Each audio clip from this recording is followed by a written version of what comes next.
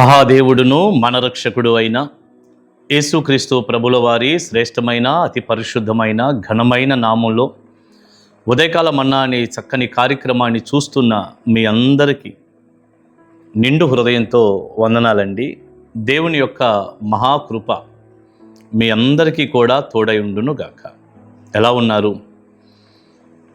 దేవుని కృపలో మీరందరూ క్షేమమే కదా? సంతోషంగా ఉండండి. నమ్మదగిన దేవుడు మీకు తోడుగా ఉన్నాడు.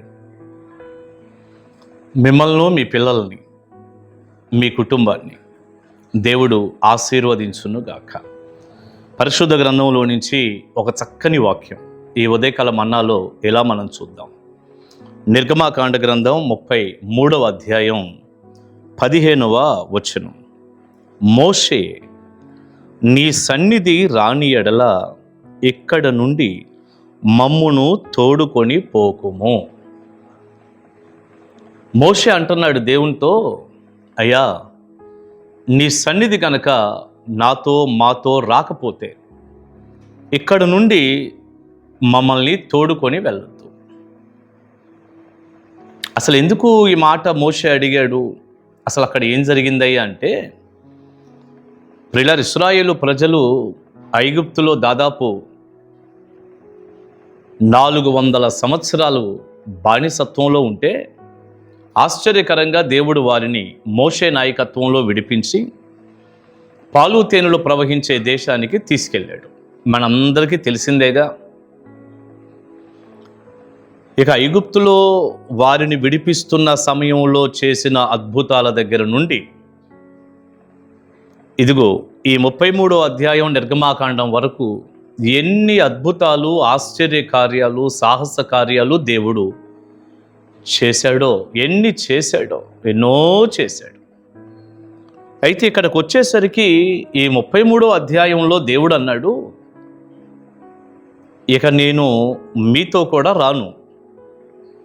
ఎందుకంటే మీరు లోబడే ప్రజలు కాదు, మీరు లోబడనొల్లని ప్రజలు గనక నేను మీతో కూడా రాను, మీరు వెళ్ళండి, దేవుడు చెప్పాడు. అంతేగా, దేవుడు మనతో ఉండాలి అంటే, మన వెంట రావాలి అంటే మనం ఖచ్చితంగా లోబడాల్సిందే. లోబడని ప్రజలతో దేవుడు ఎందుకుంటాడు? లోబడని వారితో దేవుడు ఎందుకుంటాడండి? నీ ఇష్టం వచ్చినట్టు నువ్వు చేసుకుంటా, దేవుని మాట వినకుండా పెడచోని పెట్టి దేవుని మాటకు లోబడకుండా అసలు సంఘానికే రాకుండా నీ ఇష్టానుసారంగా నువ్వు తిరుగుతుంటే దేవుడు ఎందుకు నీతో ఉంటాడు? అసలు ఎందుకు ఉండాలి? అసలు ఆయన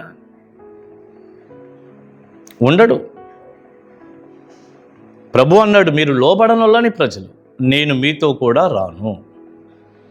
ఆ మాట విన్న మోషే చాలా బాధపడి దుఃఖపడి ప్రభువుని అడుగుతున్నాడు, అయ్యా నీ సన్నిధి కనుక ఒకవేళ రాలేదనుకో, నీ సన్నిధి రాకపోతే ఈ అరణ్యంలోనే ఉంటాం, మేము ఇక్కడే ఉండిపోతాం, మాకు ఆ కనాను ఎందుకు?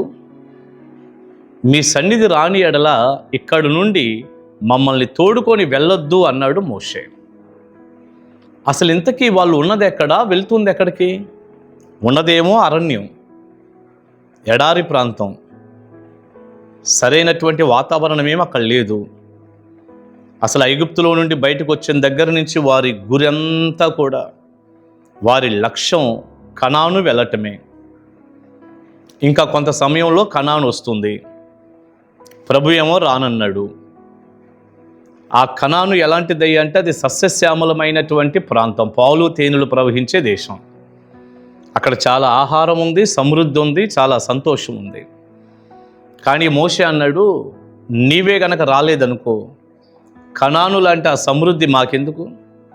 పాలు తేనెలు ప్రవహించే దేశం, అంజూరులు, ఖర్జూరులు, కట్టిన ఇండ్లు, త్రవ్విన బావులు, పెట్టిన పొయ్యి, అంతా సమృద్ధి అయినా మాకొద్దు. నీవు రాలేదనుకో, అది మాకెందుకు? నీవు కావాలి ప్రభు అని అడిగాడు. ప్రియబిడ్డ, ఒక్క మాట అడుగుతాను దైవజనుడిగా, ఈ రోజున అసలు దేవుడు నీతో ఉన్నాడా? నీతో అసలు ఉన్నాడో లేడో వాక్యపు వెలుగులో చూసుకోగలుగుతున్నావా? ఈ లేఖనాల వెలుగులో ఊరకనే ఆయన ఉంటాడులే, ఎవరి కోసం ఉంటాడు, ఎందుకు ఉండడు అనుకుంటా తిరుగుతున్నావా? ఒకవేళ నువ్వు ఆయన లేకుండానే వెళ్ళిపోతున్నావేమో. కనాను లాంటి సమృద్ధి మాకుందలే, డబ్బులు ఉన్నాయి, ఉద్యోగం బాగుంది, మా వ్యాపారం చాలా దీవెనకరంగా ఉంది, మాకు పెద్ద జీతం వస్తుంది, మాకు అసలు మూలుగుతుంది, పొలాలు స్థలాలు డబ్బు బోలెడంతుంది, ఇంకేముంది, పర్వాలేదు, మాకు సమృద్ధి ఉంది కాబట్టి ఆయన సన్నిధి ఉంటే ఏముంది, లేకపోతే ఏముంది. సన్నిధి అంటే ఆయనే. ఆ కింద వచనాలు మీరు చదువుకోండి కావాలంటే. 16వ వచనం, నా ఎడలను నీ ప్రజల ఎడలను నీకు కటాక్షము కలిగినదని దేని వలన తెలియబడును? నీవు మాతో వచ్చుట వలననే కదా. నీవు మాతో వచ్చుట వలననే కదా. సన్నిధి అంటే ఆయనే. నీ సన్నిధి అంటే దేవుడే. నువ్వు వస్తేనే కదా అన్నాడు. ఆయన రాకపోయినా పర్వాలేదు, మాకు సమృద్ధి ఉంది అనే భ్రమలో ఒకవేళ బిడ్డ నువ్వు ఉన్నావేమో. ఏం పర్వాలేదు, మాకేమీ కొరత లేదు, లోటు లేదు అనుకుంటున్నావేమో నువ్వు. ఆయన లేకుండా సమృద్ధి అయిన కనాను మాకెందుకు అన్నాడు మోషే. మరి నీ సంగతి ఏమిటి?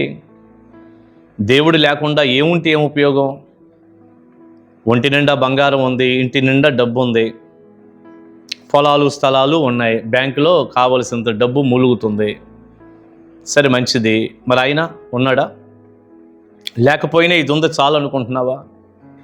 అనుకోవద్దు. టక్కన ఈ లోకాన్ని నువ్వు వదిలిపెడితే, ఇప్పుడు దాకా నేను చెప్పానే బంగారం డబ్బు పొలాలు స్థలాలు ఏది నీ వెంట రాదు. ఇక్కడైనా అక్కడైనా ఆయనే ఉండేది. దైవజనుడిగా నా మాట విని ఒక్కసారి వాక్యపు వెలుగులో, ఈ లేఖనాల వెలుగులో ప్రభు నీతో ఉన్నాడో లేదో ఒక్కసారి చాలా జాగ్రత్తగా దేవుని వాక్యాన్ని చూసుకుంటూ సరిచేసుకొని, ఏ విషయంలో నువ్వు తప్పిపోవటాన్ని బట్టి దేవుడు దూరం అయ్యాడు. వీరు లోబడనొల్లని ప్రజలు కదా, ఆ 33వ అధ్యాయం ప్రారంభం నుంచి చదువుకుంటారండి. అదే రీతిగా నువ్వు ఏ విషయంలో తప్పిపోయావో చూసుకొని, దేవుణ్ణి ఎక్కడ బాధ పెట్టావో, ఎక్కడ దుఃఖపరిచావో ఆలోచించి ఒకసారి సరి చేసుకొని, రా ప్రభువా, నువ్వు లేకపోతే కుదరదని, నువ్వు లేకపోతే నేను ఉండలేనని, నువ్వు లేకుండా కనాను లాంటి సమృద్ధి నాకెందుకయ్యా అని ఆగి ప్రార్థన చేసుకో. ఒకవేళ నువ్వు అలా అడిగితే దేవుడు ఎంత కనికర సంపన్నుడు. మోషే అలా అడగటాన్ని బట్టి, ఆ ఆశతో ప్రార్థించడాన్ని బట్టండి 14వ వచనం ఒక మాట, ఒక వచనం పైన 14వ వచనంలో ఆయన అన్నాడు, అందుకు ఆయన, నా సన్నిధి నీకు తోడుగా వచ్చును, నేను నీకు విశ్రాంతి కలగజేసేదనగా అన్నాడు. మోషేకి ఈ ఆశ ఎప్పుడైతే ఉందో అది గమనించిన దేవుడు అన్నాడు, నా సన్నిధి నీకు తోడుగా వస్తుంది, నేను నీకు విశ్రాంతిని కలిగిస్తాను అన్నాడు. ప్రియబిడ్డ, నువ్వు కూడా ఆగి అడుగు. ఆయన లేకుండా ఏది ఉన్నా ఉపయోగం లేదు.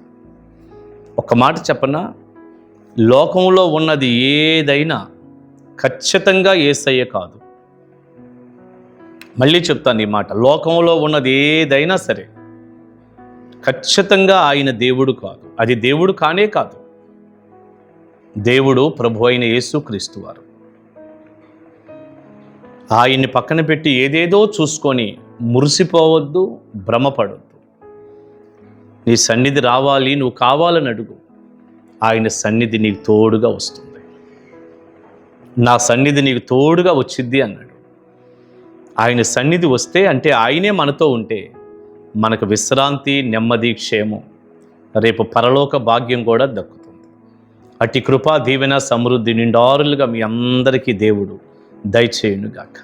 ఆమేన్. ప్రార్థన చేసుకుందాం. ప్రార్థన. పరిశుద్ధుడు అయిన తండ్రి, ప్రేమ కలిగిన ప్రభువా, మీకు వందనాలయ్యా.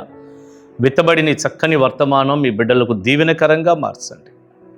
మీ సన్నిధి లేకపోతే, మీరే మాతో ఉండకపోతే కనాను లాంటి సమృద్ధి మాకెందుకయ్యా?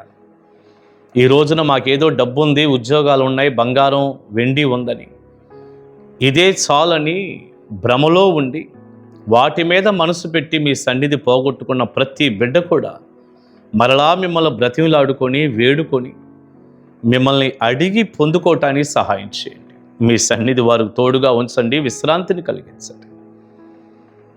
యేసు ప్రభువారి శక్తిగల నామాని ప్రార్థన మనవులు అడుగుచున్నాను తండ్రి. ఆమేన్. ఆమేన్. గాడ్ బ్లెస్ యూ అండి. దేవుని మహాకృప మీ అందరికీ తోడై ఉండును గాక. కలుసుకుందాం ఉదయకాల మన్నాలో.